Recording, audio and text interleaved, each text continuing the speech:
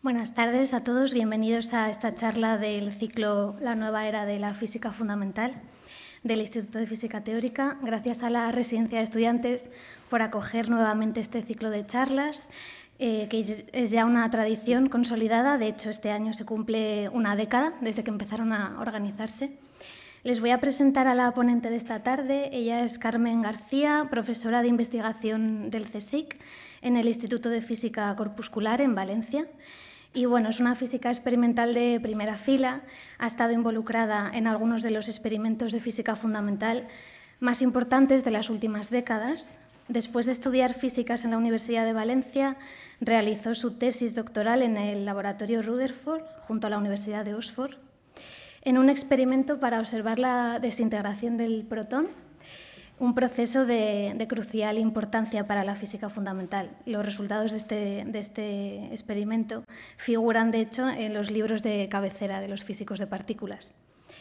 Posteriormente, Carmen se integró en el experimento Delphi del acelerador LEP en Ginebra, en el CERN, el más importante del mundo por aquellos años. Aquel experimento sirvió para consolidar lo que hoy conocemos como el modelo estándar de física de partículas, la teoría más fundamental que tenemos para conocer la naturaleza. Y en la actualidad, Carmen, y desde hace años, es líder de grupo en el experimento ATLAS del LHC, el gran colisionador de hadrones en el CERN, actualmente el más importante del mundo, de nuevo, en física de partículas. Allí ha jugado un papel esencial en la construcción de algunos de los detectores de este experimento, de una extraordinaria complejidad. La colaboración ATLAS, junto a su hermana gemela CMS, llevó a cabo en 2012, como saben, el descubrimiento del bosón de Higgs, el hallazgo más importante de física fundamental de las últimas décadas. Además, Carmen ha jugado y juega un papel muy importante en la gestión de la investigación, desempeñando tareas de gran relevancia en la comunidad científica española. Bueno, para terminar, digamos que Carmen es una científica con una gran capacidad para comunicar conceptos complejos de una manera sencilla y accesible para todos, una cualidad de la que vamos a disfrutar esta tarde. Así que nada, os dejo con ella. Muchas gracias. Bueno, pues, muchas gracias por la presentación. No sé si estaré a la altura de las expectativas.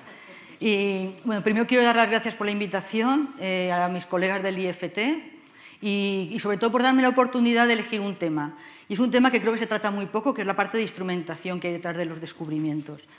Y bueno, voy a hacer una visión un poco global de cómo se ha ido construyendo el modelo estándar desde el punto de vista instrumental. No voy a ser muy rigurosa y me voy a olvidar de muchas cosas, con lo cual primero, pues perdonadme si veis que me he dejado cosas sin contar. Y bueno, ¿qué queremos nosotros entender? Queremos entender la naturaleza, y la naturaleza lo explica lo que denominamos el modelo estándar. Entonces voy a empezar por el principio para poner en contexto mi charla. Y bueno, aquí tenemos la tabla periódica que todo el mundo conocemos. Cada elemento está compuesto por un núcleo con los electrones orbitando alrededor.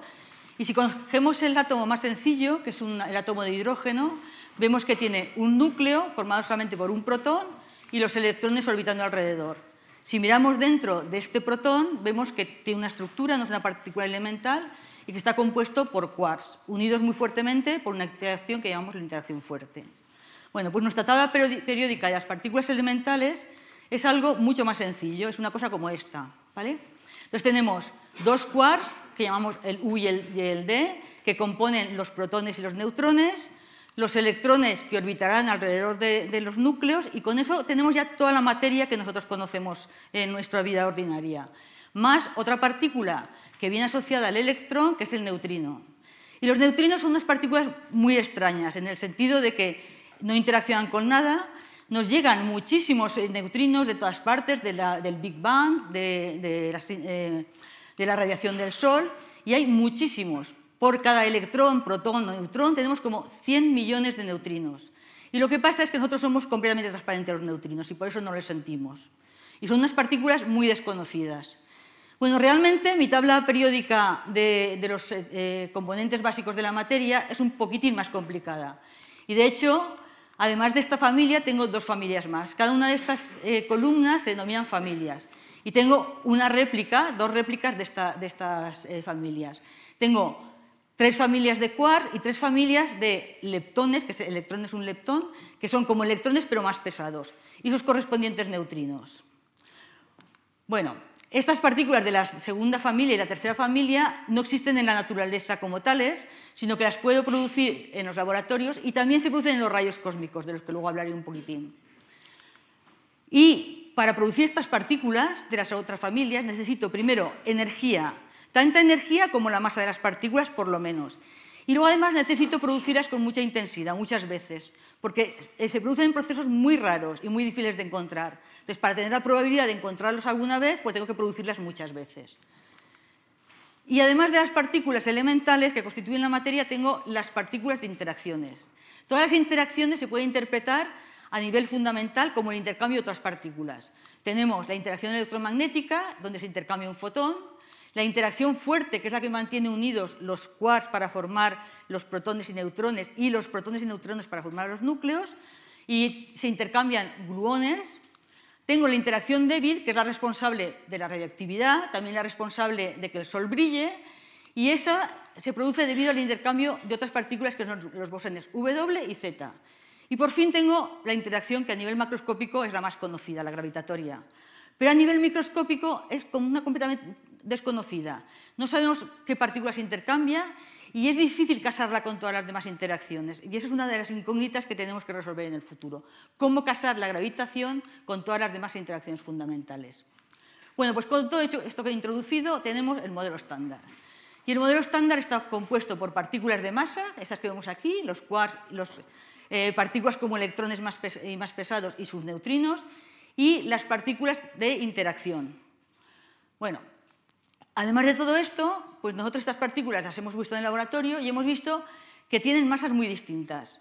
Y en el modelo estándar no necesitan tener masas. Todo lo puede predecir el modelo estándar sin poner masa a las partículas. Pero una cosa que hemos visto es que tienen masa, con lo cual hay que entender por qué tienen masa. Y esto pues llevó a postular la teoría del modelo de Higgs, que supongo que todo el mundo habría oído hablar de él. Y este modelo de Higgs lo que dice fundamentalmente es que el universo está lleno de algo que es un campo de Higgs. Y las partículas interaccionan con este campo de Higgs, de forma que se van como frenando en este campo. Las que más se frenan adquieren más masa y las que menos se frenan adquieren menos masa. Y hay partículas, como por ejemplo los gluones o los fotones, que no interaccionan con este campo de Higgs y no tienen masa y viajan a la velocidad de la luz, no se frenan. Pero si esto es verdad, pues tienen que tener una partícula asociada a este campo de Higgs, que es el bosón de Higgs. Y eso es lo que vemos, la última partícula que hemos descubierto. Bueno, con esto quería simplemente introducirlo para saber qué es de lo que voy a hablar. Y lo que voy a hablar es cómo hemos conseguido construir todo este modelo modelo estándar. Y ha sido un esfuerzo entre la teoría y los experimentos. Por ejemplo, aquí que veis todas las partículas que componen el modelo estándar, la primera parte de las líneas es cuándo se postularon, cuándo la teoría nos dijo que existían. Y la parte del final es cuándo se han descubierto. Entonces, por ejemplo, tenemos el electrón, que hemos tardado como 20 años en descubrirlo. El fotón más o menos lo mismo. Hay partículas como el muón es el compañero del electrón, un poco más pesado, que lo descubrimos en los rayos cósmicos sin saber que debía existir. Luego, por ejemplo, aquí tenemos 3 quarks que aparecieron muy poco después de pensar que existían y del cual os lo explicaré. Y el bosón de Higgs nos ha costado 50 años de búsquedas hasta que al final lo hemos encontrado. Ha sido la partícula que más tiempo nos ha costado encontrar. Y, normalmente se explican esto desde un punto de vista teórico, pero yo creo que es importante que tengamos en cuenta que una cosa no podemos decir que la hemos descubierto hasta que no la hemos medido en el laboratorio. Y eso es lo que creo que es muy relevante. Y para eso necesitamos desarrollar muchas tecnologías. Y bueno, de eso es lo que voy a hablar, de los 100 años de tecnologías que nos ha llevado a construir el modelo estándar. Y bueno, vamos a empezar por el principio. La primera partícula elemental que se descubrió fue el electrón. Y decir que una partícula se ha descubierto a veces es muy complicado, porque antes de que Thomson realizara este experimento con rayos catódicos, ya había muchas evidencias de que debían existir unas partículas con carga negativa. Pues no sé, por ejemplo, Faraday hablaba de iones, ya se habían visto estos rayos, había visto que debían de existir cargas negativas, y se asume que el descubrimiento realmente fue el descubrimiento de Thomson, donde teníamos 2 placas cargadas a muy alto voltaje, de forma que se desprendían electrones y se desviaban en un campo magnético. Y se vio que esas partículas, al curvarse en el campo magnético, pues tenían que tener una carga negativa. Y eso fue el descubrimiento del electrón. Bueno, el fotón también se había descubierto y pasó un poco como el estilo. Einstein había dicho que existían los fotones, pero hasta que se demostró que el fotón era una partícula, pues pasó también mucho tiempo. Y bueno, este descubrimiento, pues unas veces se dice que es el efecto electrostático, porque cuando incide luz sobre una placa desprende electrones, y esto pues es una evidencia, o que la colisión es Compton, es decir, que un fotón choca contra un electrón y sale desviado. Pues eso es una evidencia del descubrimiento del fotón, aunque ya se había postulado. Pero bueno, estas son cosas muy antiguas. Por el momento, de mi modelo estándar tengo el electrón y el fotón, y vamos a pasar a los experimentos realmente. Bueno, la primera vez que se hizo una reacción nuclear en el laboratorio fue Rutherford. A Rutherford le debemos muchas cosas. Le debemos el modelo atómico, le debemos también que clasificara la radioactividad natural, y lo que hizo es utilizar la radioactividad natural, en particular las partículas alfa, que son núcleos de helio, hacerla chocar contra un núcleo, y vio que salían otro compuesto, más una partícula de carga positiva. Y eso fue el descubrimiento del protón. Igualmente, unos años más tarde, también se bombardearon con estas mismas partículas berilio, y se vio que salía una partícula con carga neutra, el neutrón. Entonces ya tenemos aquí el neutrón y el protón. Y se utilizan para eso, como digo, la radioactividad natural, que es lo que teníamos disponible en esos momentos o en esos años para hacer experimentos. Posteriormente se exploró con rayos cósmicos. ¿Y qué son los rayos cósmicos? Imaginaos que tengo un protón o un núcleo que incide sobre la atmósfera. Interacciona con las partículas de la atmósfera y produce partículas nuevas. Esas partículas nuevas son inestables, se van desintegrando, de forma que al nivel de la Tierra lo que nos están llegando es las partículas que son más estables, en este caso muones, fotones y electrones. Y puedo tener energías muy altas, energías que jamás se van a producir en el laboratorio. ¿Cuál es el problema de los rayos cósmicos? Que no sabemos por dónde llegan ni cuándo llegan, y cuanto más energía tienen, menos frecuentes son, con lo cual es difícil de controlar experimentos con estos rayos cósmicos. Pero aún así nos permitieron descubrir el electrón. Y lo descubrimos con un detector que se llaman cámaras de niebla, muy usadas ahora en los experimentos para estudiantes porque son muy visibles. Esto es, en mi laboratorio tenemos una de estas cámaras para enseñar cómo se ven las partículas a nivel de la Tierra. De hecho, esto es radioactividad ambiental. Y bueno, lo que tenemos es una película de agua o de alcohol, lo enfriamos y está en un estado entre gaseoso y líquido, de forma que cuando pasa una partícula se forma condensación, el mismo tipo de condensación que tenemos cuando pasa un avión y deja una estela. Y estas son las estelas que dejan las partículas elementales. Bueno, pues midiendo con una de estas cámaras de niebla, midiendo los rayos cósmicos, se vio que veíamos una partícula que se comportaba como un electrón, excepto en una cosa. Aquí tenemos el experimento y tiene un gran imán. Entonces, en este imán yo esperaría que los electrones fueran en esta dirección, y lo que se ve es que se ven en dirección contraria. Y tiene las mismas particularidades que un electrón, pero con carga opuesta. ¿Y esto qué es? La antimateria. Es la primera partícula de antimateria que observamos en el laboratorio y que se producen en los rayos cósmicos, en todas estas interacciones. Bueno, avanzando con los detectores y con la tecnología, llegamos a utilizar emulsiones nucleares. Las emulsiones nucleares son como placas fotográficas con un grano muy gordo. Entonces se ponían en globos, por ejemplo, se lanzan a la atmósfera y tú vas midiendo a ver lo que aparece. Y veían trazas como estas.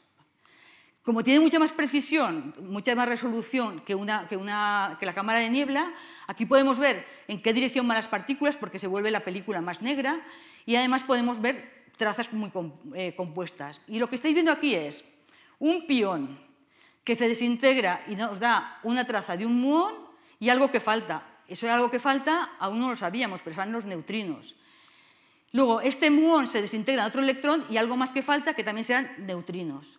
Bueno, pues esto nos llevó al descubrimiento del muón. Y como os he dicho antes, el muón no se había predicho por ninguna teoría. Fue una cosa inesperada. Y cuando digo que hemos descubierto una cosa, con eso no termina la historia. Por ejemplo, los muones, que parece que es una partícula bastante estándar y muy conocida, pues aún estamos haciendo experimentos para ver sus propiedades. Y, por ejemplo, hay en el CERN ahora un experimento que está intentando medir el momento magnético del muón, porque tiene un valor muy bajo, pero no se acaba de entender su valor. Y aún existe esos experimentos midiendo las propiedades. Es decir, que una vez descubierta una partícula, podemos estar muchísimos años hasta que comprendamos todas sus peculiaridades. Bueno, ya que está aquí, vuelvo un poco para atrás, hemos visto que utilizamos como fuente para crear nuevas partículas la radiación natural, los rayos cósmicos. La radiación natural, como tiene muy poca energía, pues está limitada y no podemos crear muchas partículas muy pesadas. Los rayos cósmicos, aunque pueden tener mucha energía, como no sabemos ni de dónde vienen ni en qué proporción, pues tampoco podemos controlarlos. Y entonces llegamos a la revolución de los aceleradores.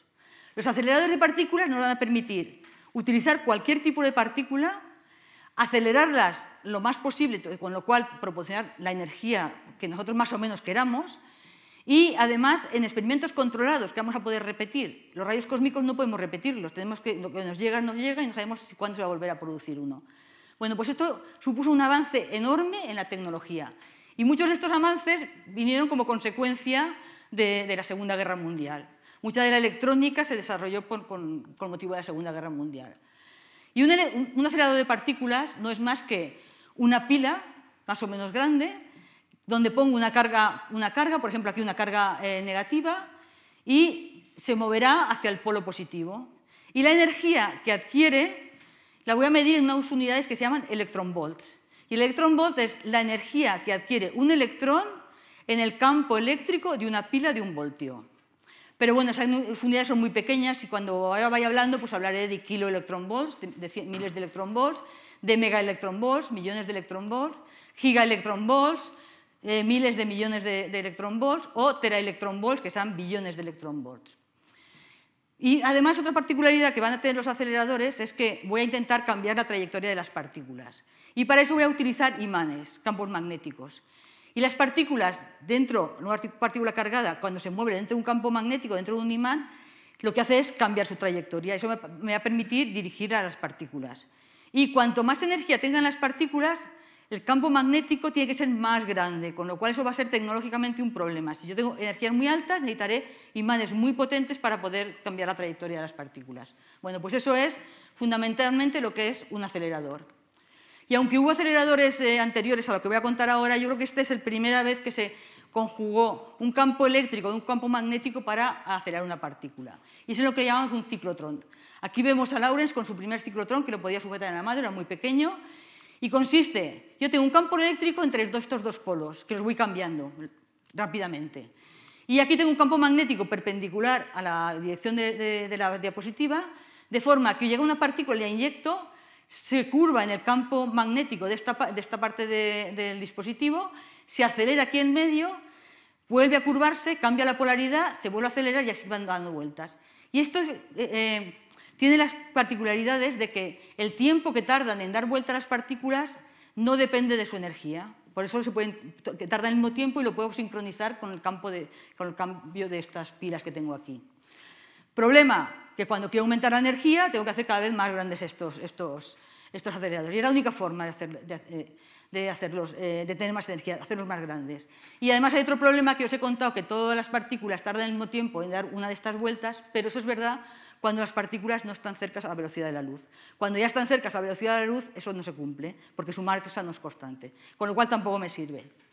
Aún así, los ciclotrones se utilizan muchísimo actualmente, se utilizan en medicina, se utilizan en física nuclear, y por ejemplo, que veis aquí es uno de estos ciclotrones actuales. Aquí veis el tamaño de una persona y se utilizan para física nuclear. Este está exactamente en Japón. Bueno, pues para evitar este problema de tener que hacer estos sincrotrones cada vez más grandes y más grandes, inventamos una cosa que son los sincrotrones. Entonces, en un sincrotrón tengo unas cavidades donde se aceleran las partículas, unas pilas más o menos intensas, donde acelero las partículas y luego con unos imanes voy curvando su trayectoria. Y las partículas van dando vueltas aquí y el único problema es que conforme aumenta la energía tengo que ir variando un poquitín el campo magnético de los imanes para que esté todo sincronizado y no se pierdan. Porque os recuerdo que he dicho que cuanto mayor la energía, campos magnéticos más grandes necesito. Bueno, pues las partículas dan aquí vueltas y cuando llega un momento que ya consideramos que alcanzamos la máxima energía, las disparamos contra un blanco y estudiamos lo que pasa.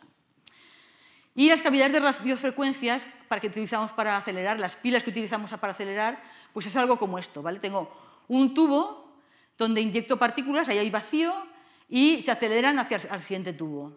cambio la polaridad del tubo siguiente y se van acelerando y cada vez necesito tubos más grandes porque cada vez van más rápidos y el tiempo que cuesta de pasar de un sitio a otro es menor. Bueno, pues también aquí el hecho de tener que utilizar radiofrecuencias muy potentes para los radares en la Segunda Guerra Mundial hizo que se desarrollaran mucho este tipo de aceleradores y son los que se utilizan hoy en día.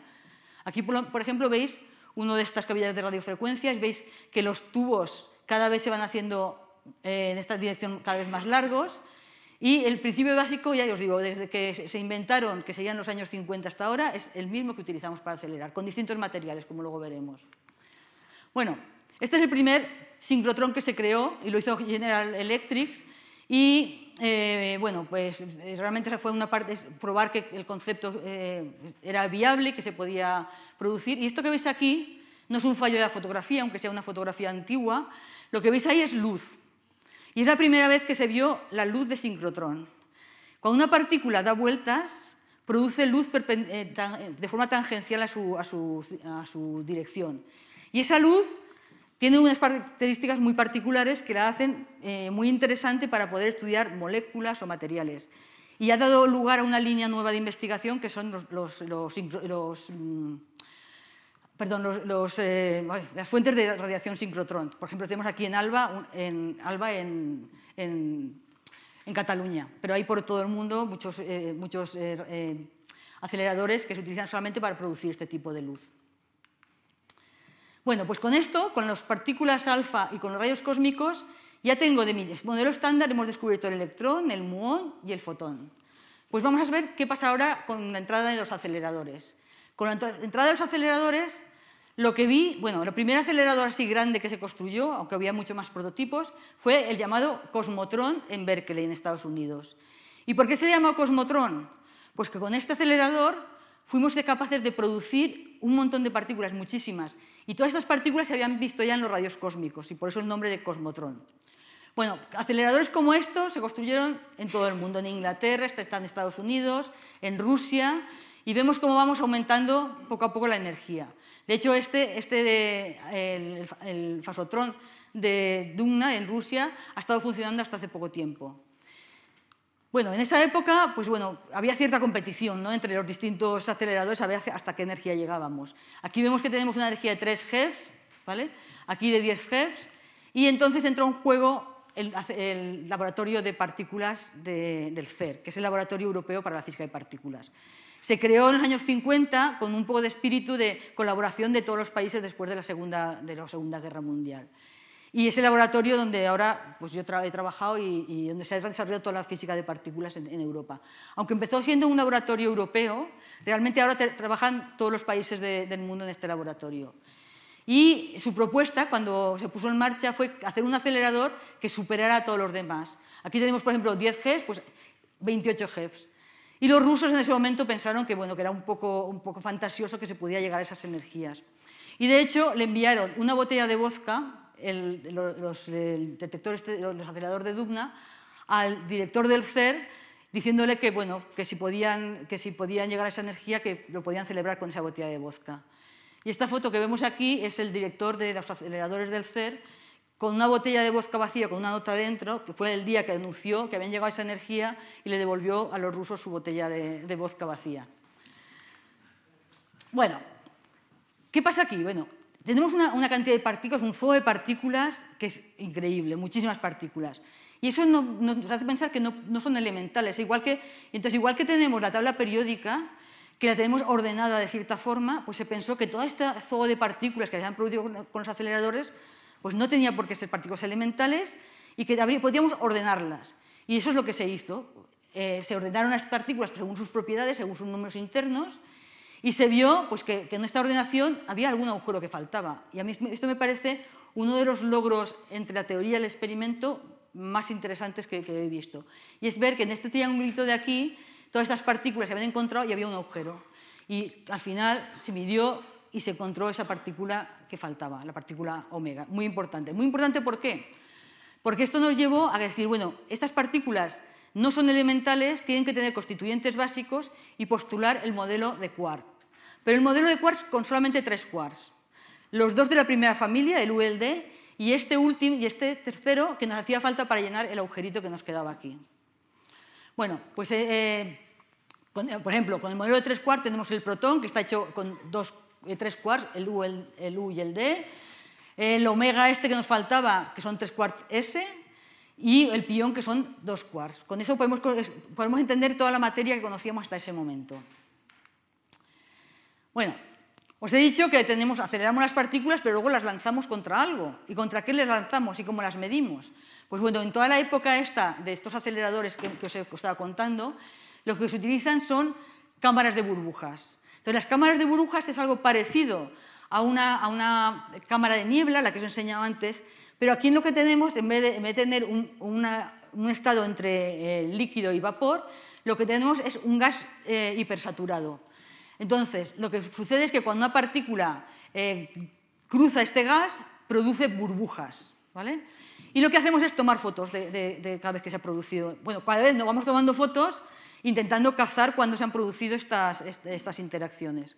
Y con esto nos permitió, por ejemplo, descubrir la partícula omega. Y esto es la foto de cuándo se ha producido esta partícula.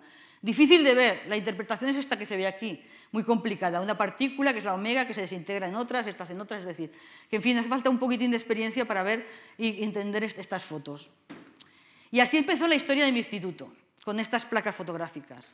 Mi instituto empezó en los años 50, este es el profesor Català que lo creó, y estos eran sus estudiantes de entonces, pues ahí está el profesor Senén, el profesor Villar, que Senén estuvo en Valencia todo el tiempo, y Villar montó un grupo en Santander, y lo que hacían es, bueno, cuando vemos un microscopio, también lo vemos aquí, las fotos en esas placas fotográficas se mandaban a los laboratorios y se medían lo que veías ahí. Aquí, entonces, estas señoras que ya se han jubilado, cuando eran jovencitas, eran las microscopistas del grupo.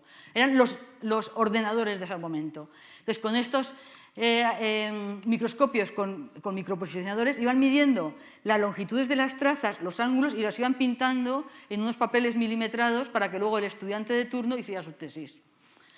Bueno, aquí veis una de estas placas. Bueno, continuamos adelante.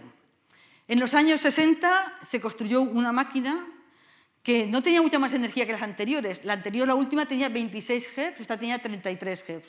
Pero ha sido una máquina que ha sido muy fructífera.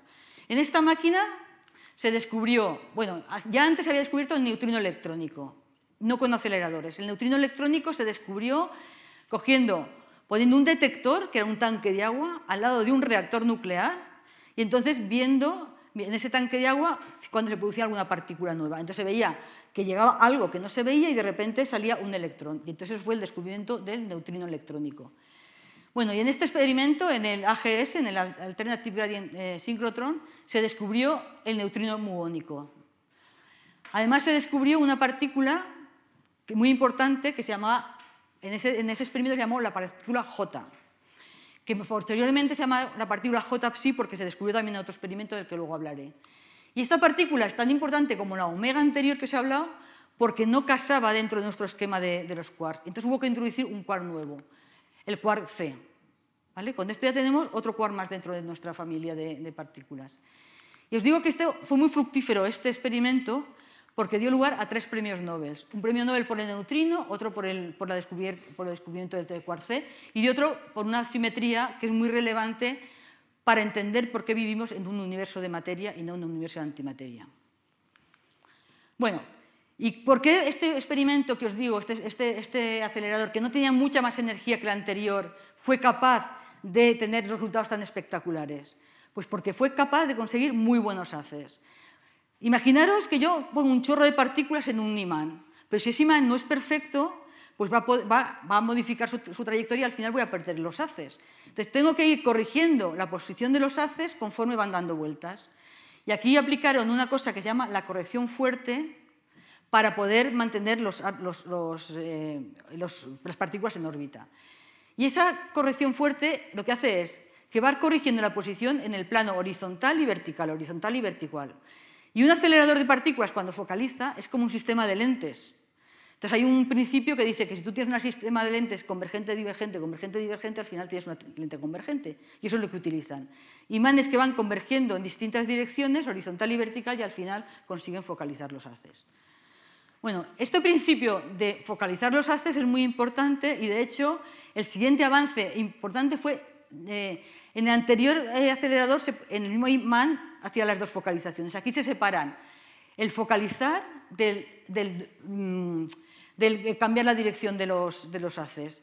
Se utilizan dipolos para cambiar la dirección de los haces y otros imanes, cuadrupolos, estupolos, octupolos, para ir focalizando. Y además se empiezan a introducir ya imanes superconductores. ¿Qué es un imán superconductor? Pues un imán superconductor, cuando me tengo que hacer con una bobina de hilo, ese hilo se utiliza en aleaciones que bajo ciertas condiciones, temperaturas muy bajas, son superconductores, con lo cual puedo tener imanes mucho más potentes con el mismo consumo de potencia.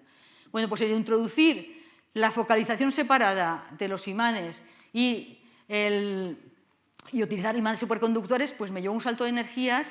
Los últimos que hemos visto eran 33 GeV, aquí estamos ya con 200 GeV y 400 GeV. Y esto es en el laboratorio Fermilab, que ha sido siempre el laboratorio de competencia del laboratorio europeo, que está en Estados Unidos, en Chicago. Y bueno, con todo esto llegamos... A ver, ¿qué tenemos en el modelo estándar ya? Tenemos las dos primeras familias descubiertas. Tenemos el fotón, pero nos faltan aún todas estas piezas. El salto siguiente fue los colisionadores. Por el momento lo que estoy haciendo es saco un haz de partículas y lo hago chocar contra un blanco, ¿vale? Como esto que tengo aquí. La idea siguiente es utilizar un haz que choque contra otro haz.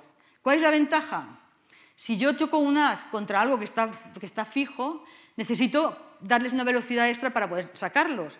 Con lo cual, la energía que dispongo para crear partículas es solamente la raíz cuadrada de la energía que tengo del haz. En cambio, cuando yo tengo dos haces que van en direcciones contrarias, la energía que dispongo es la energía total. Bueno, esto es porque hay que aplicar conservación de la energía y conservación del momento para crear las partículas. Bueno, todo no son ventajas, porque aquí yo puedo hacer un blanco muy grande y entonces todo lo que choca va a ser eficiente, todo va a producir algo. Aquí tengo partículas puntuales que van a estar dando vueltas y tienen que encontrarse. Entonces es mucho más difícil encontrarse. Necesito tener almacenados suficientemente tiempo las partículas y además tengo que focalizarlas muy bien para que se encuentren. Otro problema que tengo aquí es que, ¿recordáis la radiación de sincrotrón? Cuando una partícula da vueltas, va perdiendo energía por esas lucecitas que os enseñaba antes. Y tengo que ir compensando esa pérdida de energía, con lo cual también complica un poco las cosas. Pero bueno, la era en los años 70 y los principios de los 80 se pusieron en marcha por todo el mundo colisionadores.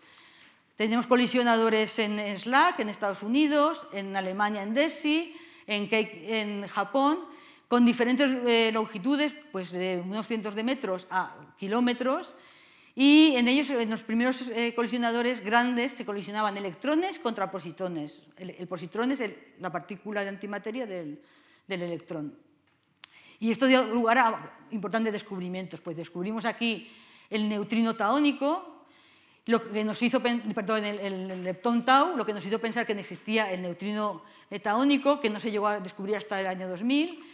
Los gluones, por primera vez conseguimos sacar de dentro de las partículas, producir gluones. Lo cual, bueno, pues todo esto iba a dar lugar a premios Nobel. Y muchos de los descubrimientos fueron simultáneos en distintos sitios. Por ejemplo, os he hablado antes de la partícula J-psi, que se descubrió en un sincrotrón y aquí se ha descubierto en el colisionador. Por eso la partícula se llama J-psi, porque cada uno le puso un nombre y para, bueno, pues en plan salomónico, pues le pusieron el nombre de las dos partículas. Bueno, la siguiente era, estamos ya en los años 90, fue los colisionadores de protón-antiprotón.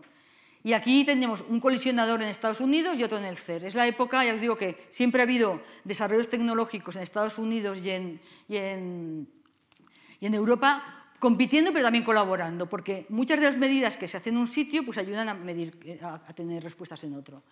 Y como veis, se utilizaron técnicas distintas. Aquí veo dos tubos de LAD, entonces los protones van por una dirección y los antiprotones por otro. En el CERN lo que se hizo es, en el mismo imán, tenía dos aperturas y en un sitio iban los protones y otro los antiprotones, con el mismo campo magnético, porque tienen cargas opuestas. Y aquí descubrimos pues ya el penúltimo de los quarks, el quark B, descubrimos el quark top y los bosones encargados de la radioactividad y de que el Sol brille, el W y el Z. Todo eso también han llevado, tienen casi todos asociados premios Nobel por los descubrimientos. Y bueno, con todo esto ya hemos completado todo el modelo estándar. Aquí en rojo se ha ido poniendo cada año lo que se iba descubriendo. Tenemos ya todas las partículas, tanto las de materia como las partículas de interacción del modelo estándar. Y nos falta entender por qué estas partículas tienen masa, es decir, nos falta encontrar el bosón de Higgs.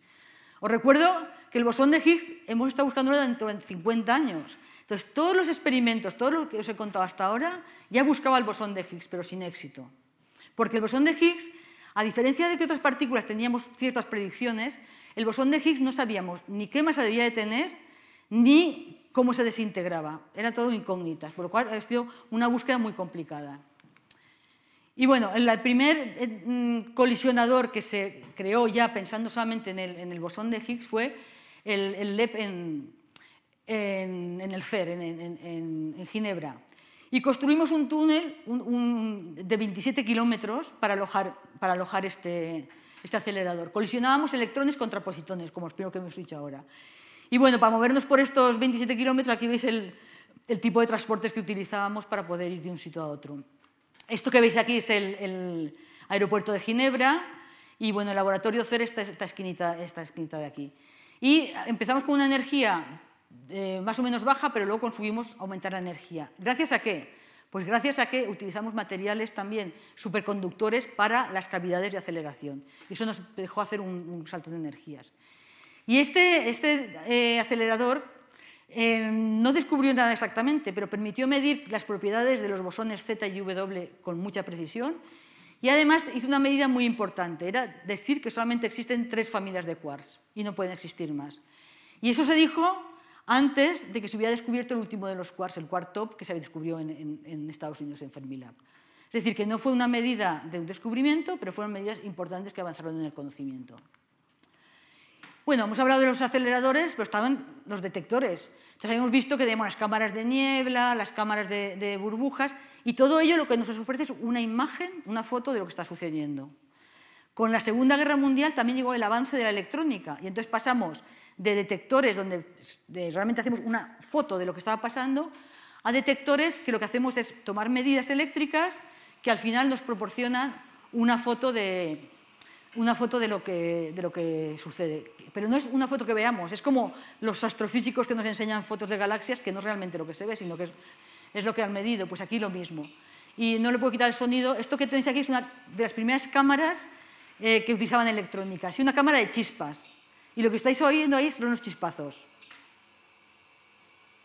Entonces son placas a muy alto voltaje, dentro hay un gas, pasa una partícula, la ioniza y produce una descarga en estas placas. También utilizamos, por ejemplo, hilos metidos también dentro de una cámara con gas y que recogen también la carga que producen las partículas en el gas. O detectores de estado sólido en los últimos años. Y estos son detectores que utilizan silicio. Y con todo ello tenemos nuestra imagen. Y bueno, cuando tenemos un experimento de blanco fijo, viene el haz, incide aquí y entonces ponemos muchos detectores de distintos tipos detrás para que midan todas las propiedades eléctricas de estas partículas. Y cuando tenemos una colisión, lo hacemos alrededor de la colisión. Y bueno, principalmente estos detectores se caracterizan. Unos miden la paz de una partícula, por ejemplo, supongamos que tengo unos tubos llenos de gas y en medio hay un hilo a muy alto voltaje. Pues cuando pasa una partícula, producen carga recogida en estos hilos y, por ejemplo, sabiendo qué hilo es y algún parámetro, por ejemplo, el tiempo que le ha costado a la carga de llegar, pues podemos medir con mucha precisión por dónde ha pasado la partícula. Y estos son algunos de estos detectores, de estos tubos de hilos, que están colocados, ¿sabes esto que es ahí plateado? Pues son estas placas de aquí. Ahora lo que utilizamos, además de estos tipos de detectores para medir la posición, utilizamos también como chips muy gordos de silicio. Esto es un trozo de silicio de 0,3 milímetros, de 300 micras, y cuando pasa una partícula produce electrones y huecos en el silicio, produce una corriente que la recogemos aquí y con eso podemos medir cosas con precisiones de micras. Y bueno, los primeros detectores de este tipo, el problema era cómo sacar la señal de ahí. Entonces tenías que tener muchísimos cables que hacían que no pudieras hacer el tamaño que quisieras, pero ahora con el encapsulado de los chips podemos hacer muchísimos canales y leerlos con este tipo de dispositivos. Y bueno, esto es un trozo del silicio, que lo podéis ver aquí, estos son los strips donde se recoge la carga. La separación entre estos son de 80 micras, más o menos. Y bueno, estos son los primeros detectores de silicio que utilizamos y estos son los que estamos utilizando ahora, para que veáis el volumen de silicio que gastamos. La otra parte, tenemos que medir la posición de las partículas, pero tenemos que medir también su energía. Entonces, para medir la energía utilizamos calorímetros. Y el principio básico es, yo tengo aquí en gris claro un material muy denso y en azul algo que es capaz de medir el número de partículas que lo atraviesan. Entonces, cuando llega una partícula, interacciona en la parte densa y produce una cascada, y en la parte azul yo mido cuántas partículas llegan. Y eso es proporcional a la energía de las partículas. Entonces, calibrados de forma adecuada, pues mido la energía. Y hemos construido calorímetros de formas muy extrañas, por ejemplo, esto en forma de acordeón, y hemos sacado la señal con distintos tipos de tecnología. Esto, por ejemplo, es con fibras ópticas. Y bueno, con todo eso tengo los detectores que me dan las trazas, los detectores que me dan la energía, que son estas torres de aquí, que son proporcionales a la energía, o otros, al fin, que lo que hacen es, como los tubos que os he enseñado antes, que miran las partículas que no se han frenado completamente en estos calorímetros. Y esto es una foto de una interacción.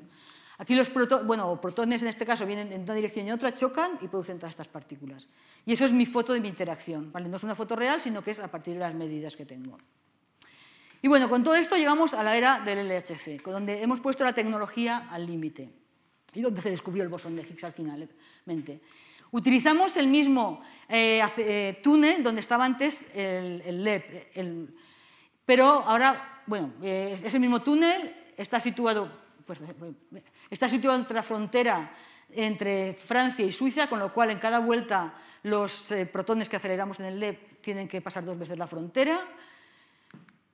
Y está situado a 100 metros bajo tierra. ¿Por qué? Por 2 cosas. Primero, para evitar la radiación de la población que vive arriba. Arriba hay gente, de hecho, yo que la primera vez que fui al CERN, cuando era estudiante, me sorprendió muchísimo que tenían borregos por allí sueltos.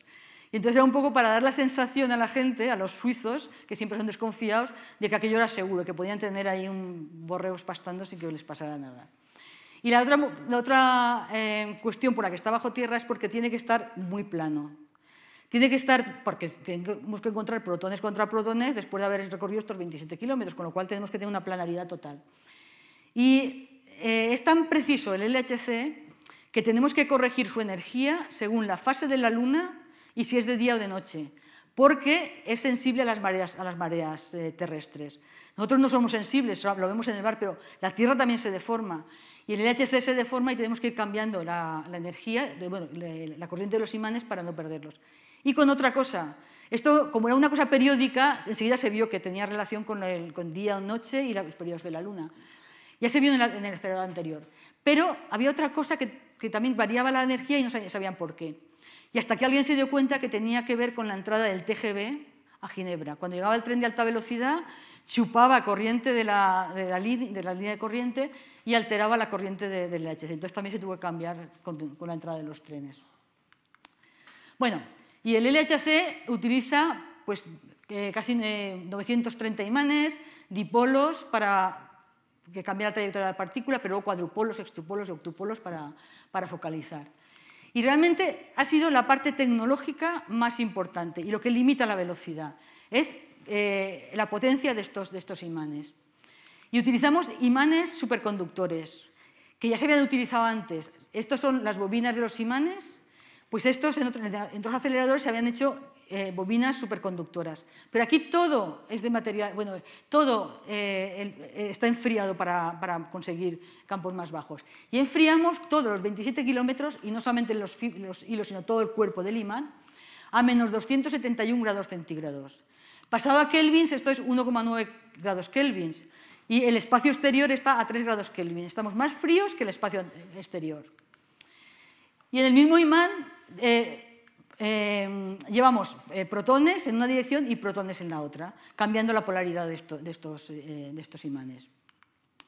Además, dentro no puedo tener nada dentro de los tubos, tengo que hacer un vacío casi absoluto, porque si no vamos perdiendo los haces. De hecho, los haces no están todo el tiempo infinitamente dando vueltas, sino que pues, vamos entrenando el acelerador, pues conseguimos, como mucho, hemos estado 20 horas acelerando. Normalmente pues, es entre 10 y 20 horas. Y es porque los mismos protones que van dando vueltas van creando electrones, van soltando electrones de lo que es el tubo del acelerador y al final pues, se pierden las propiedades. Y bueno, y la presión ahí es como a 100 metros de altura o 10 veces menos que la presión en la Luna. Y focalizar pues, también es un problema que nos ayuda pues, a tener mejores colisiones. Y normalmente cuando están dando vueltas los haces, pues es del tamaño pues, de 1,5 milímetros y tal, como España en la moneda de 1 euro. Pero cuando chocan los haces tienen 0,16 16 micras, que es la mitad de un cabello humano. No hay un protón solo, ni un chorro de protones. Realmente son paquetes de protones, como 1.200 paquetes de protones, con el orden de 100 millones de protones en cada uno de ellos, que es lo que está dando vueltas en el LHC. Y bueno, estos son los imanes, que es la parte, os digo, más complicada de hacer. Tienen 12 metros de longitud. Y bueno, aquí es cuando estábamos montándolo. Hay unas ciertas chimeneas a distintas distancias en el acelerador por donde se bajaban. Aquí vemos, hemos tenido que quitar el trenecito que había antes porque ya no caben, porque ocupan mucho más lugar y entonces hemos tenido que cambiamos por este tipo de tractores y se ve que el señor no está muy contento llevándolos. Y bueno, esto que se ve aquí es el tubo de helio superfluido que se utiliza para refrigerar el acelerador. Esta parte es, bueno, luego os contaré algún accidente que hemos tenido. Estos son los imanes, aquí están haciendo las conexiones entre imanes y aquí vemos que están midiendo la planaridad del acelerador porque ya os digo que es muy importante. Y realmente no tenemos solamente el LHC, sino que el LHC es parte de un complejo muy grande que tenemos en el CER. Entonces, tenemos el primer acelerador que se construyó, que es el PS, el SPS, que fue el siguiente, que sirven como inyectores del LHC. Y además tenemos haces que se desvían de estos aceleradores para hacer otro tipo de experimentos. Por ejemplo, el que está estudiando el momento magnético del muón. Y bueno, todo empieza con esto. Esto es el principio de nuestra historia. Tenemos 2 kilos de hidrógeno en esta botellita que los inyectamos, quitamos el electrón del hidrógeno y los inyectamos en el LHC. Y como os digo, pues, primero empiezan con un acelerador pequeño, se inyectan en el siguiente, en el SP, cuando ya tienen suficiente energía se inyectan en el siguiente acelerador, que es el SPS, y cuando ya tienen suficiente energía los inyectamos en el LEP, perdón, en el LHC. Y están dando vueltas ahí durante unos 20 minutos. Y en estos 20 minutos se deben de ir acelerando y se deben de ir comprimiendo hasta que llegan a estar focalizados. Y en el momento que ya tenemos esos haces estables, lo que se hacen es, se desvían un poco y se hacen colisionar. Y en el punto donde se colisionan, lo que tenemos es una especie de cámara fotográfica electrónica que lo que hace es grabar todo lo que ha sucedido. Y esto es una colisión real, una de las primeras colisiones que tuvimos. Ahí llegan los 2 protones y producen un chorro de partículas nuevas. Y bueno, esto es las cosas que analizamos. Y tenemos 4 detectores. 2 detectores que se llaman los detectores de descubrimiento, otro que está encargado de medir por qué el universo en el que vivimos es un universo de materia, otro que se encarga de estudiar cómo surgieron las partículas al principio del universo, y yo trabajo en uno de ellos, en Atlas, que os lo voy a enseñar porque, claro, es mi detector, y porque además es el más grande de todos. Entonces aquí veis el tamaño de una persona comparado con el detector. Tiene como el tamaño de una planta, de un edificio de 5 plantas, y canales de electrónica tiene 100 millones. Esto, para que os hagáis una idea, es como si tuviéramos una cámara de 100 megapíxeles, que bueno, tampoco es ninguna cosa sorprendente, ¿no? Cuando empezamos a contar esta historia, 100 megapíxeles era mucho, pero ahora yo creo que vas a cualquier tienda de cámaras y ya tienes cosas que se aproximan mucho a esto. El problema, pues que es una cámara fotográfica que tiene que tomar fotos a muy alta velocidad. Tenemos que tomar 40 millones de fotos cada segundo. Bueno, no sé si os hacéis una idea qué es esto, yo no me la hago, evidentemente.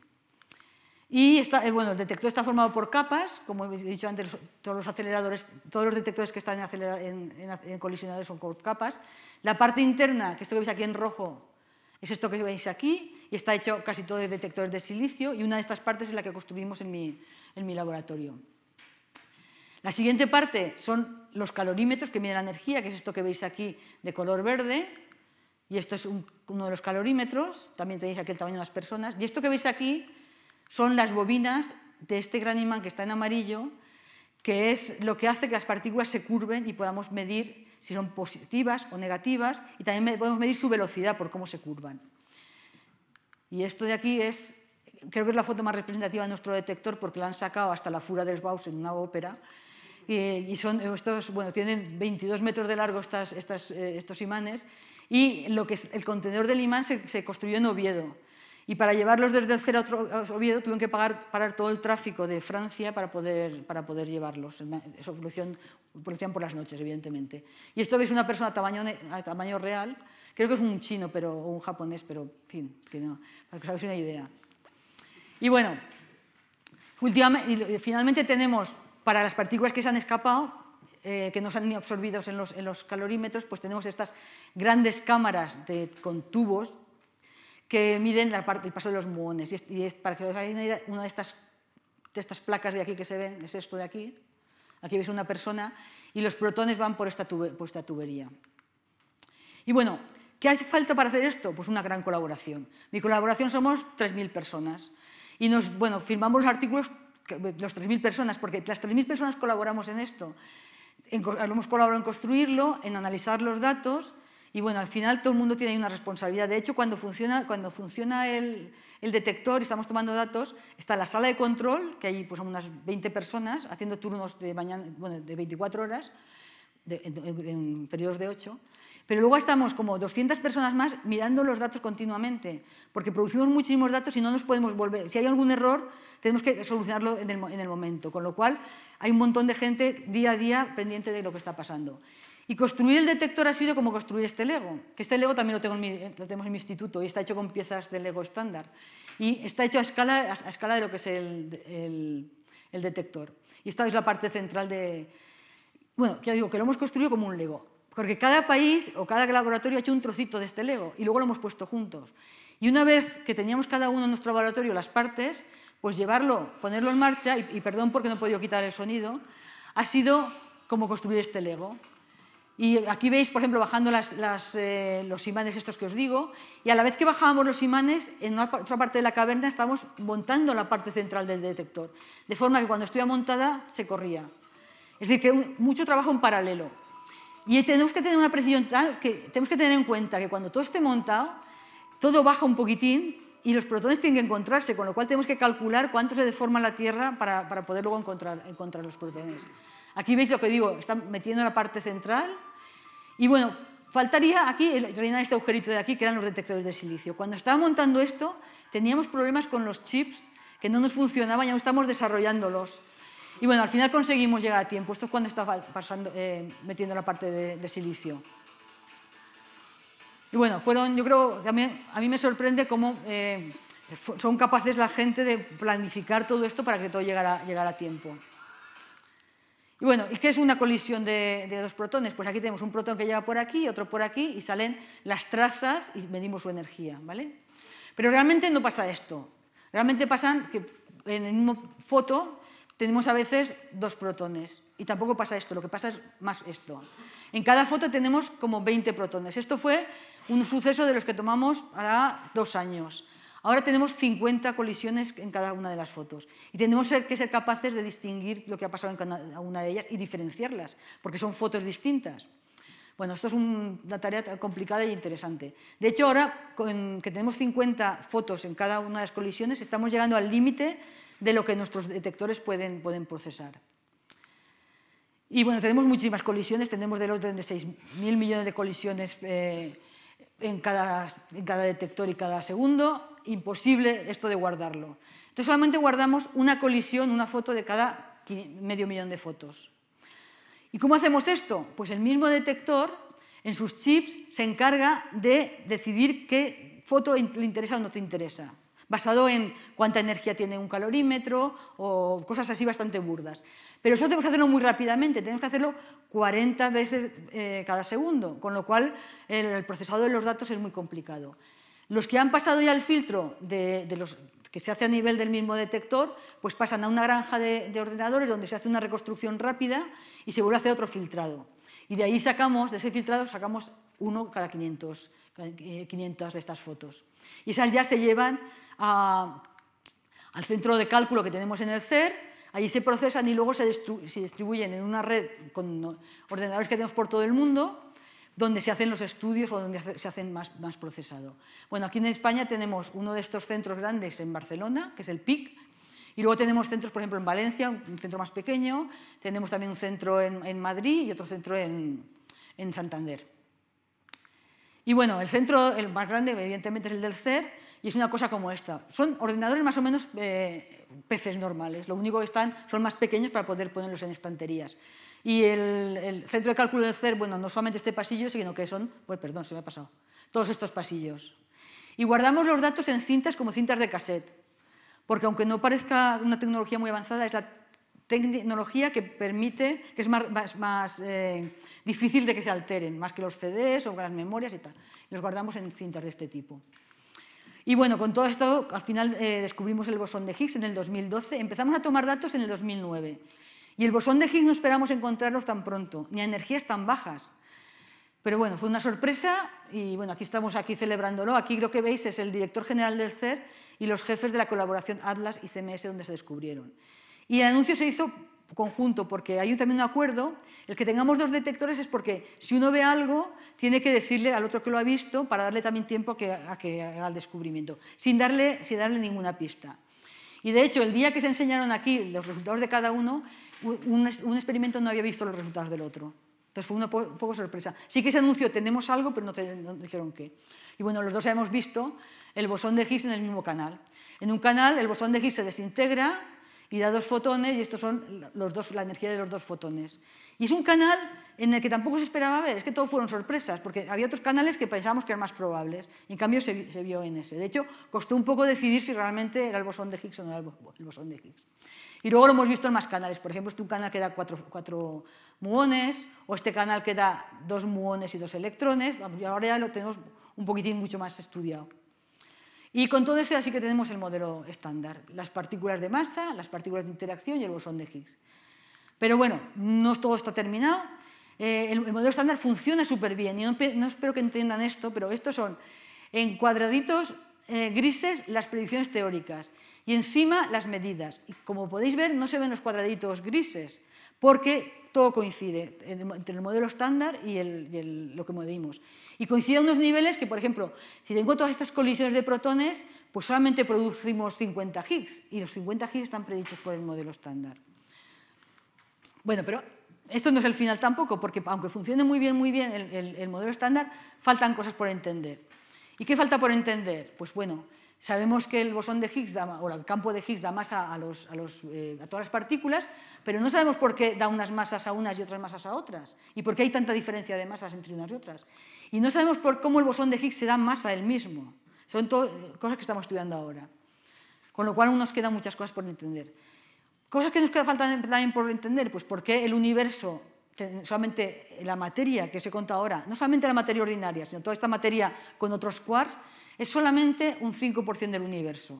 El resto del universo es una parte de una materia que sabemos que existe, porque hemos visto sus efectos, que es la materia oscura, y otra parte que no sabemos lo que es, que le llamamos energía oscura. Pero bueno, si me preguntáis os contaré un poco, pero no quería entrar en esto. Y estamos buscando también esta materia oscura, que sabemos que interacciona muy poco, que por eso llamamos oscura, porque no se ve y porque no tiene ningún efecto más que el gravitatorio. Y lo veríamos como algo así. Esto es una de las fotos del LHC y vemos que falta algo. Y esto que falta sería la materia oscura. Bueno, hay más cosas que estamos estudiando que aún nos falta por entender. Pues cómo al principio, esto es la historia de nuestro universo, cómo al principio del universo surgieron las partículas elementales. ¿O por qué vivimos en un universo de materia? Porque con el Big Bang todo era energía. Y cuando la energía se convierte en materia, tiene que convertirse en la misma cantidad de materia que de antimateria. Entonces, si el universo empezó con energía y ha ido evolucionando, ahora tenemos que tener materia y antimateria. Pero la materia y la antimateria no pueden estar juntas porque se aniquilan. Con lo cual, ¿cómo es que existimos en un universo que es solamente de materia? Pues eso no sabemos por qué.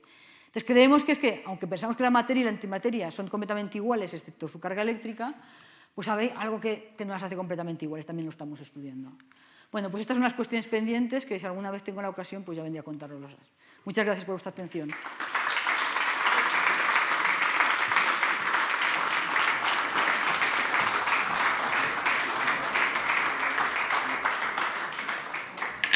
Wow.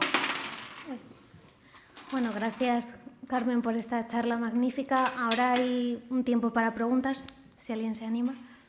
Sí, dime. Lo que chocan son quarks, ¿no? Sí. Eso es lo que complica mucho las cosas, ¿eh? Porque lo que está chocando, bueno, los quarks y gluones también, todo lo que hay dentro de... El protón es los 3 quarks que llamamos de valencia, más los gluones que están unidos por sí, más un mar de pares de quarks, antiquarks de cualquier tipo.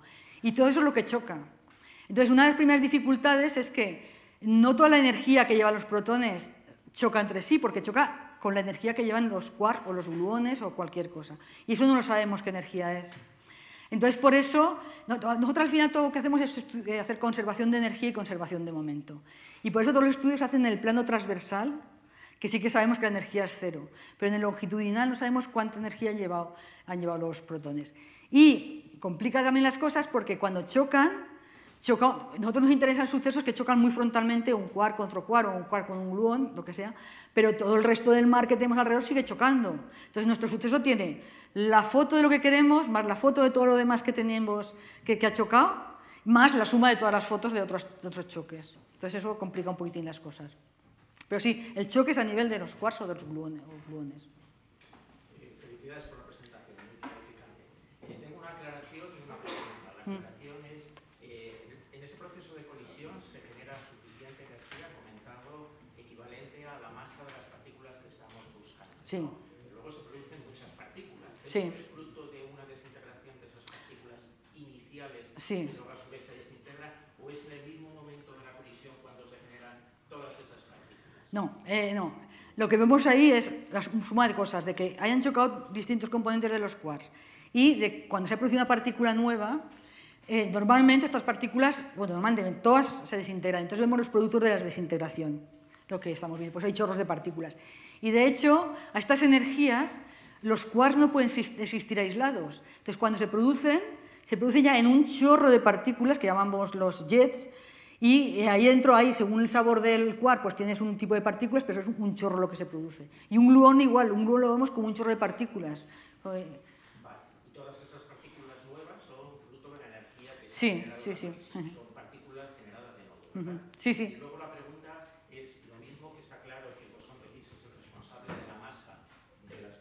Vale, gracias. Lo mismo que el bosón de Higgs es el responsable de la masa de todas las partículas. ¿Hay alguna hipótesis que intente hacer algo similar sobre otras características intrínsecas de las partículas, como puede ser la carga, o el spin, o el color de los quarks? ¿O todo se considera ahora mismo, en la física actual, se considera como característica intrínseca, no es responsable de nada externo? Bueno, responsable pues la carga eléctrica, de que tengas un campo eléctrico alrededor, o correcto, en ese sentido, sí. Pero no hay nada que vaya más allá de lo que nosotros entendemos, no hay nada. Esos son los números internos de las partículas y eso más o menos está entendido. Excepto lo que os he dicho, el momento angular, el momento magnético del muón. El momento magnético del muón es una cantidad muy pequeña y el modelo estándar dice que es una cantidad y en los experimentos está midiendo otra cosa. Entonces es algo que tampoco se entiende aún. Pero excepto eso, todo lo demás sí que son cosas estándar, hoy por hoy. Antes de que Higgs previese la existencia del bosón, ¿se considera una característica intrínseca la masa o nunca se ha considerado una característica intrínseca? Siempre se ha sospechado que se debía a algo externo, a la propia partícula. Bueno, el problema es que no se entendía por qué tenían masa, ¿sabes? No se entendía, ¿sabes? Vale. Eso que mides algo, pero no sabes por qué es. Vale. Pues intrínseco, pues evidentemente es intrínseco porque es una propiedad de ellos, pero era algo que no se entendía. Más que nada porque el modelo estándar no necesita esas masas para predecir. Vale, muchas gracias. Vale. Sí. Sí, esperamos al micro, por favor. Gracias.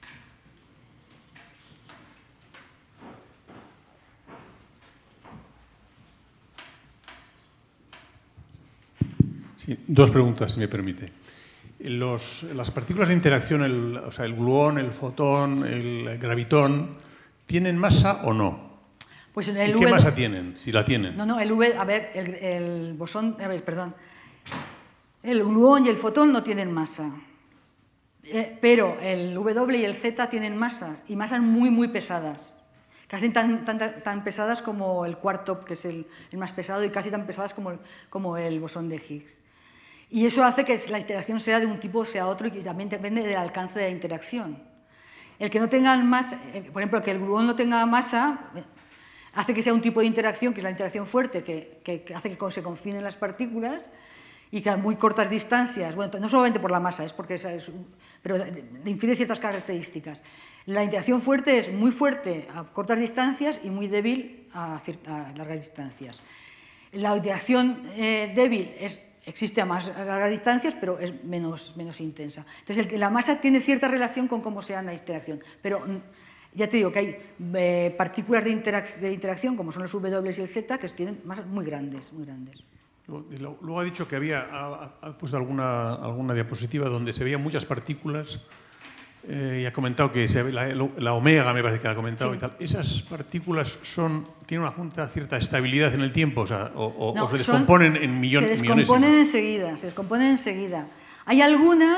Hay algunas de estas partículas, por ejemplo la omega, podemos ver que dejan una traza y luego se descomponen, que tienen una vida media que nos permiten aún verla en los detectores. Pero todas se descomponen, por eso no existen en nuestra vida ordinaria, porque todas se han descompuesto. Entonces, las que nos llegan de los rayos cósmicos, cuando llegan a nivel de Tierra, solamente quedan los muones, que también se descomponen, pero como llegan con velocidades relativistas, su vida se prolonga y somos capaces de verlas. Pero son las únicas que nos llegan muones y electrones. Pero sí, todas son inestables, por eso vivimos en este mundo, si no estaríamos llenos de otro tipo de materia. ¿Más preguntas? Más preguntas, sí. Se detectan todas por su interacción con otras partículas. ¿Cómo se deduce su vida media? Pues la vida media.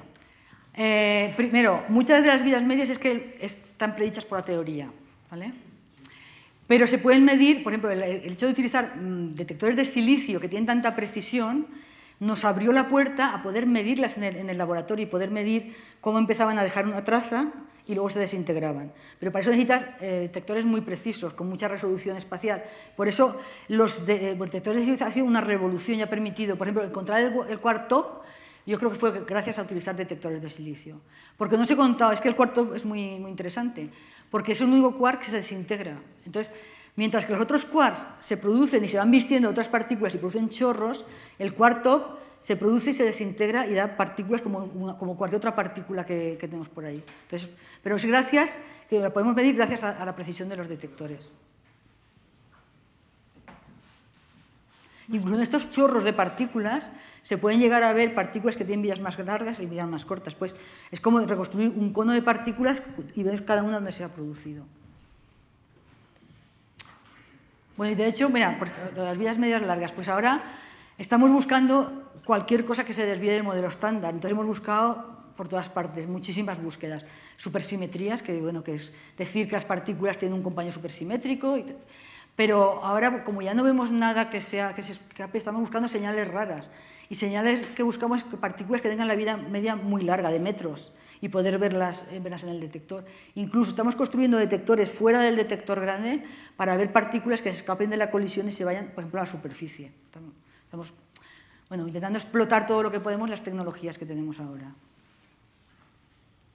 Sí, ¿existe ahora mismo algún experimento que esté buscando el gravitón y hay esperanza de detectarlo a corto o medio plazo? No, a ver, hay indicios, yo creo que ya se escapa de los aceleradores, evidentemente, porque es que a nivel microscopio la interacción gravitatoria con las masas que estamos hablando pues no es...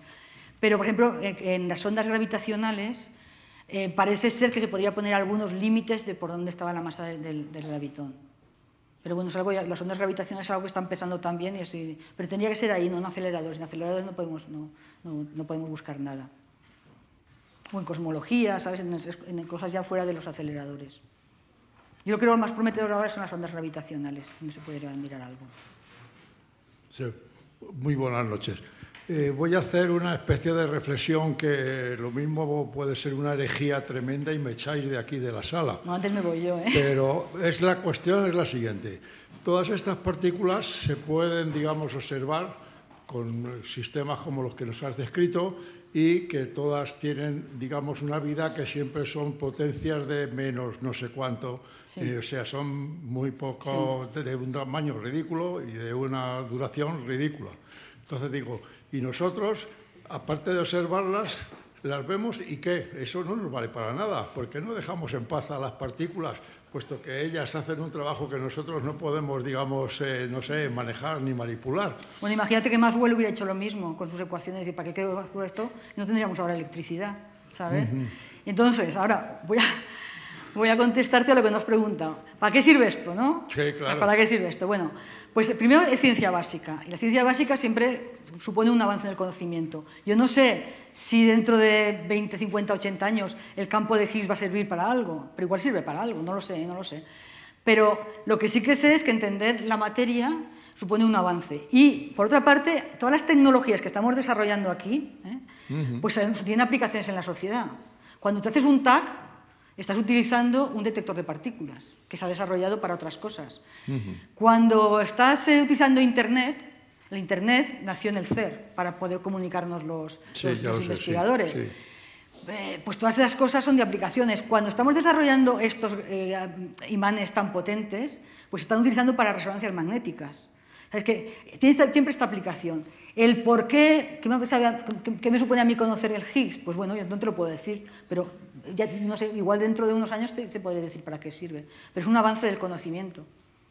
No hay duda, pero sigue con no sé, Internet, total, eso porque se han manejado parámetros de cosas que se van conociendo y que se les ve que tiene utilidad como se está efectivamente ocurriendo ahora.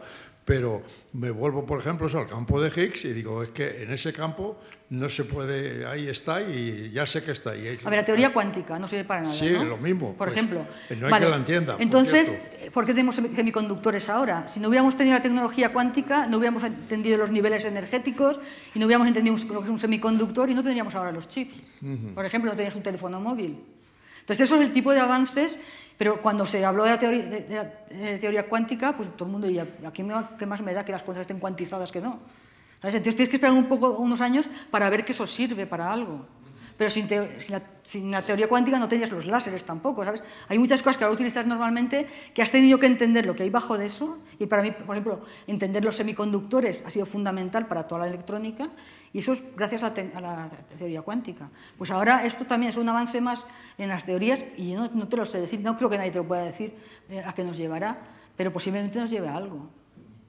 Sí, no, yo lo que veo en una palabra, lo que quiero decir es que las cosas vamos cada vez profundizando más, con lo cual vamos a una especie, digamos, de mundo tan microscópico como que digo, algún momento tendrá un límite, porque ¿para qué? Por eso llega un momento en que saber de la subpartícula, de la subpartícula, de la subpartícula, pues dices al final, hemos llegado a algo que en la vida real no se maneja, porque mover cosas no sé, los tiempos con tu aproximación, por ejemplo, ¿para qué Rutherford intentó entender el modelo atómico? ¿Sabes? Porque ¿para qué? Si no es una cosa que vemos. Que hay que profundizar en las cosas para ver si luego tiene una aplicación. Y yo creo que siempre supone un avance. Ya, es posible. Pero yo no te lo sé decir ahora cuál es el avance. Ya.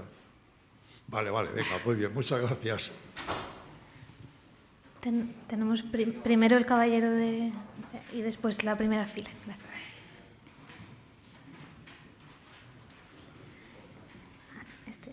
Este caballero, sí. ¿El modelo estándar es un modelo ya cerrado por completo o se está buscando algo? Y luego, si nos puedes comentar, entonces el modelo de la supersimetría, ¿tiene algún sentido? Si el modelo estándar es el modelo, digamos, ya que está validado por la realidad, porque todas las hipótesis han sido verificadas y tal, pues vamos... O sea, ¿qué estáis buscando y modelo estándar versus supersimetría? A ver, versus supersimetría, y ahora lo puedo decir porque no hay nadie de los teóricos de IFT que me pegarían, porque supersimetría fue una buena idea, pero cada vez está más muerta, ¿sabes? Porque, bueno, es una idea pues, decir, bueno, tengo un mundo paralelo de partículas supersimétricas que me explican muchas cosas. Por ejemplo, me explican la materia oscura. Pero realmente ya estamos llegando a un límite de acorralarlo tanto a supersimetrías que parece que no es viable.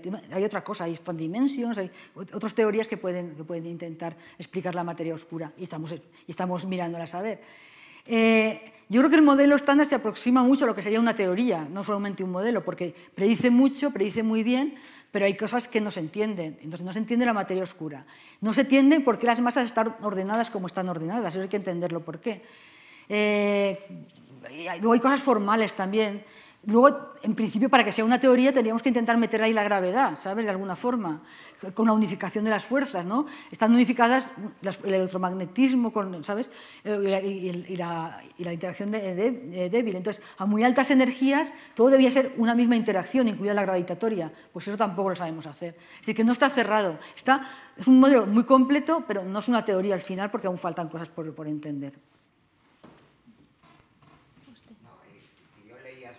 4 o 5 años que la mecánica cuántica, que es la más completa, con más precisión que se ha desarrollado en la historia de la ciencia, que en los Estados Unidos no sé si el 30 o el 40% del PIB eran aplicaciones prácticas de la teoría cuántica. No sé si es cierto, es exagerado o no. Es que, claro, decir que hay aplicación de la teoría cuántica es que puede ser muchas cosas, ahora, ¿sabes? Los ordenadores claro, cuánticos mira, que van a tener unas aplicaciones en la medicina, en el descubrimiento de metales o materiales específicos, aparte de la criptografía, que eso será una revolución el día que funcione dentro de 10, 20, 30 años y tal. Yo creo que, vamos, que la mecánica cuántica tiene tantas aplicaciones y tanto que y lo que tú has dicho de la computación cuántica, por ejemplo, pues yo creo que va a ser el futuro, ¿eh? En cuanto consigan hacer los ordenadores, bueno, que ya estamos casi en las puertas, ¿no?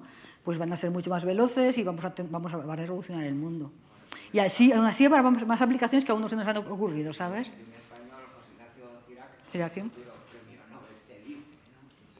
sí, es una persona muy reconocida en el campo, sí, es verdad. Pero bueno, yo creo que faltan muchas... Eso es el saber, ¿no? Quiero decirte...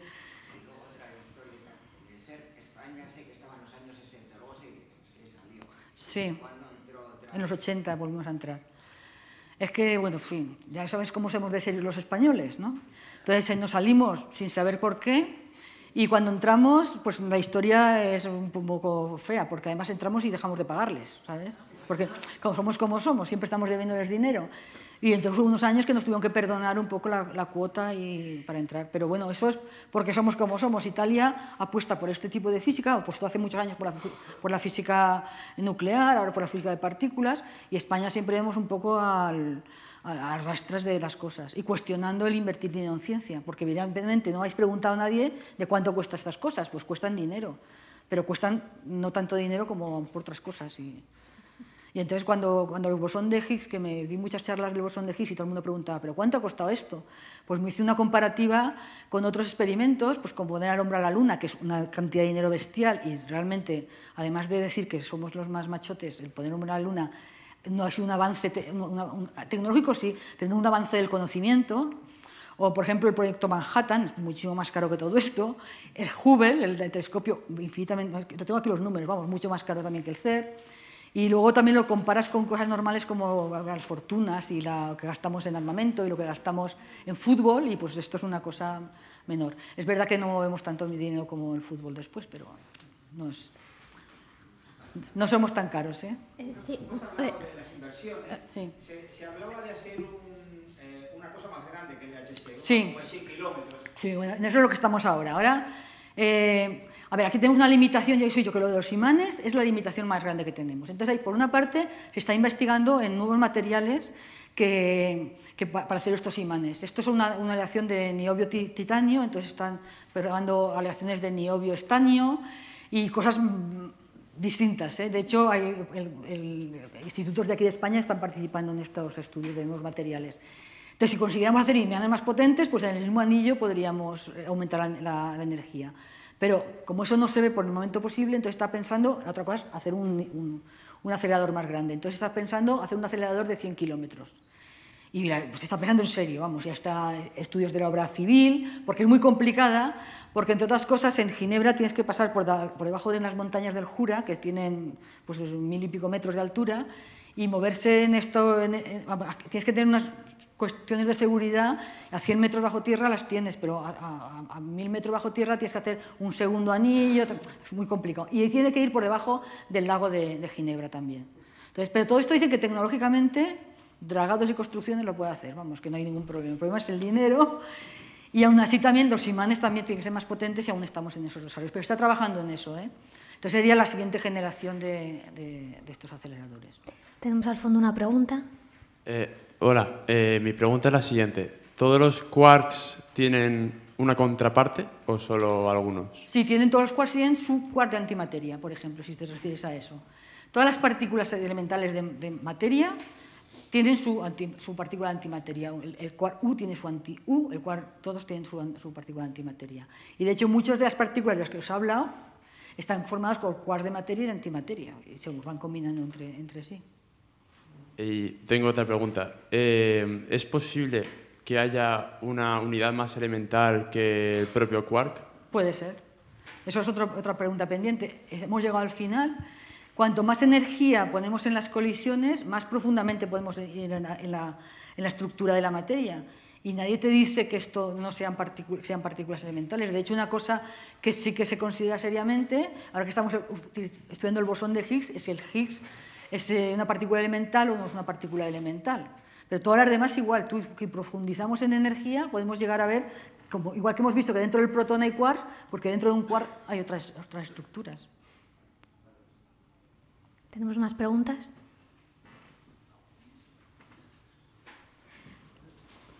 Por ahora no. Yo, Carmen, si me permites, me gustaría hacerte una pregunta. ¿El bosón de Higgs puede medir la masa del propio bosón de Higgs? ¿Explicar la masa del propio bosón? Pues eso es lo que creemos. Y entonces, a ver, todo esto, cada vez como decimos que le dé masa a una partícula es que interaccione con esa partícula, ¿vale? Entonces tenemos que hacer procesos donde se produzca esa interacción entre esas partículas. Por ejemplo, si producimos, de forma un poco burda, ¿no?, un Higgs y un quark top, pues eso nos va a dar idea de cómo el Higgs se acopla con el quark top. Entonces tenemos que producir, de hecho en el Higgs tenemos que producir más de un Higgs para ver esa interacción. Y creemos que no podemos llegar con estas energías que tenemos ahora a producirlo. De hecho, de energías y número de interacciones, porque cuanto más raro es un proceso, más interacciones que tienes que tener. Entonces ahora cuando en el 2025 vamos a parar, estamos haciendo toda la parte interna de los detectores, la estamos haciendo nueva, porque entonces ya estarán ya no funcionarán por la que están activados muchos de los materiales, la electrónica estará ya socarrada con la radiación, entonces estamos haciendo detectores nuevos que ya hemos empezado a producir en nuestro laboratorio para quitarlos y ponerlos ahí, con el objetivo de poder aumentar mucho más la intensidad de los haces y producir procesos cada vez más raros. Y en esos procesos lo que queremos ver es cómo ese Higgs se comporta con todas las otras partículas, y el comportarse con esas, interaccionar con esas, es como les da masa. Pero ahora, por ejemplo, entender cómo el Higgs tiene su masa es una de las cosas fundamentales, porque si tiene masa, ¿cómo se la da a sí mismo? ¿Cómo interacciona consigo mismo? Bueno, pues si no hay más preguntas, vamos a dar por concluida la conferencia. La semana que viene, el jueves, hay otras dos, a las 6 y a las 7:30, y el viernes 17 también a las 6 de la tarde, ¿vale? Les esperamos. Muchísimas gracias por venir. Gracias a todos.